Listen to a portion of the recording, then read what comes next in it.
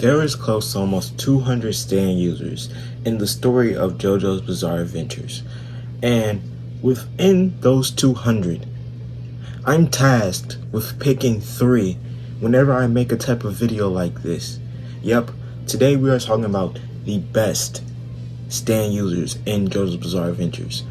Now, of course, some of you may know my criteria for best, some of you may not, but I'll just tell y'all: most creative, very often usage, got out of an insane amount of situations with said Stan. That's basically my criteria, just to give y'all the layout. And without further ado, let's get into it, straight in. Now, I feel like with this first person, it's such an obvious answer that everyone may groan when they hear it, or the people who love him may cheer. I'm talking about Jotaro Kujo. Now, before you storm my comment section angry at me shaking my fucking window, allow me to explain myself. Jotaro Kujo, even though we barely see him use his stand come part 6, by the time we get to part 6, he uses our platinum somewhat, but nowhere near as much as we saw in part 3 and part 4. But even with that, when you look at part 3 and 4 alone, that is enough evidence to tell you not only is he that nigga, Star Platinum is literally that stand. Now again, you may be like, oh, that's cheating. Star Platinum's a super overpowered stand. I mean, yes and no. In overall strength, there's very few stands that can even keep up with Star Platinum, yes. But in the situations that Jotaro and Jotaro and that whole Stardust Crusaders group were getting into, called for creative uses of Star Platinum, like when he had to use Star Finger, or when he couldn't reach that one user who operated through the sand, so he picked Iggy up and threw him across the damn desert just to get to the user, or when he stopped his fucking heart in order to trick Dio, a vampire who can hear his heartbeat, and then got up and cracked his skull open, literally, to the point where Dio started running away, getting back to Joseph. Remind y'all, Star Platinum was the one that not only stopped his heart, but restarted that bitch. I really do have a firm belief that Jotaro Kujo is one of the best stand users we see on the screen just because of all of his practical uses of Star Platinum. It essentially acts like his 3rd and 4th hands, but really fucking strong 3rd and 4th hands. Up next, we have Weather Report. Now, one thing I will say before I get into all of Weather Report's abilities and everything that he did during part 6, that stand is disgustingly overpowered. It is. Looking like, I literally just looked at the abilities list, I'm like, oh my god, this is a lot. Of course, we have weather control, where he can, control the weather for about 30 kilometers or kilometers away from him. Then we have air and wind manipulation. This is where it gets a little bit, a little crazier. He can increase the air resistance, reflecting bullets away from him, or whatever the case is. He can detect people using air currents and air movements, and if you're close enough, he can make spikes out of wind. Spikes strong enough to actually pierce your body out of wind.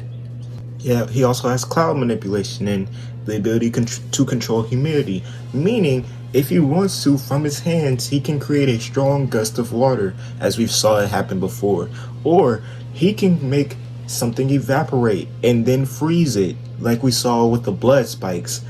And he can also make clouds that he can just move anywhere on the ground. Like, for example, I'm pretty sure he made clouds to cushion a car crash. He can also electrocute people. And lastly, but certainly not least, probably his strongest ability yet, he can control how much concentration of oxygen you get if you're in a closed quarters with him. Meaning, if you're in this room with him and he randomly decides to give you a lethal concentration of oxygen, you would be looking exactly like Poochie when he randomly just went down when Emporio turned around on him and pulled out Weather Report. Because guess what? That's when it was used. In order to kill Poochie, Emporio used a lethal amount of oxygen to paralyze him, then smash his head into the ground.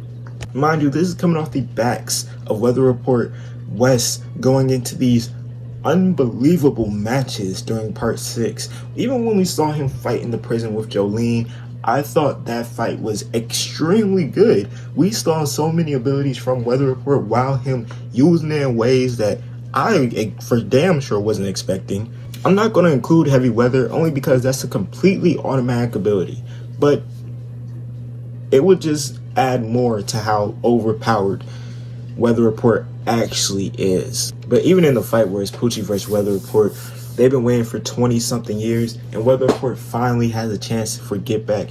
He almost wins, like really almost wins. Like he was about yay close to killing him before a car crash came and fucked all that up.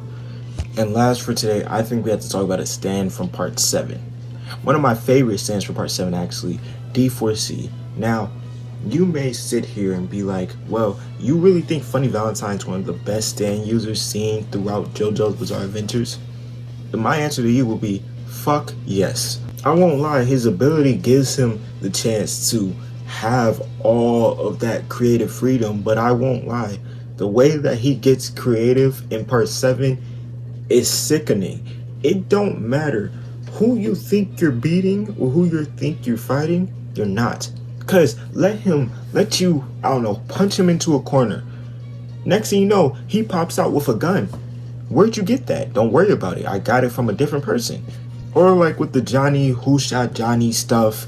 Everyone knows Funny Valentine did it. People just don't know how he was able to frame both Wikipedia and Diego at the same time. It's kind of simple actually. He literally just jumped in between an alternate universe before it happened, gave one of them the gun in both versions, brought both of them together essentially right before him jumping back into the regular universe, shooting Johnny, but Johnny just seeing the shot come from one of them two. But his assassination plots were impeccable. The way he was moving was actually insane. I have to give it up to him. Even though I think his character is genuinely disgusting, the way he was moving with that stand, the way he moves with D4C, not even including Love Train, which literally directs everything that is thrown to his way to a different person in a different universe. He was going crazy, like dead ass. Like it was so interesting to the point where when I was reading part 7, I had no fucking clue, not even a singular clue in the world how the hell Johnny and Gyro were going to beat that man. Because his universe hopping skills it's too overpowered. And then what he randomly brings from the universe, what he may bring to hop with him, how he's hopping, shit, he could hop into that corner of the room, then come out that corner of the room. You don't know. But yeah, that's all I got for today. If y'all enjoyed the video, make sure you like, comment, and subscribe. You know, we're on the road to 2K and we're actually getting really close. So, till next time, peace.